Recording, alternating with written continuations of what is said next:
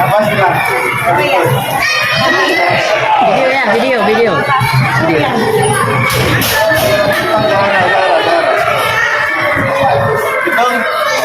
1, 2, 3. Pulih bersama dengan Senyum Sehat Indonesia. mantap. Wawancara Bapak Dr. Randa kita yang khusus datang kemari nih mewakili beliau dari dinas pariwisata Pak ya. Khusus datang ke wilayah Kecamatan Baitur Rahman ya.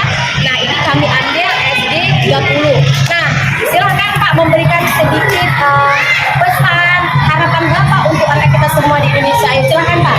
Ya, dalam rangka peringatan Hari Kesehatan Gigi Nasional Indonesia, kita melakukan gerakan sikat gigi bersama dari Sabang sampai Merauke dengan target 500.000 peserta.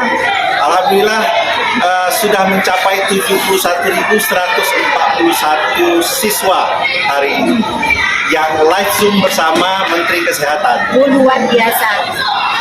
Pak, slogannya?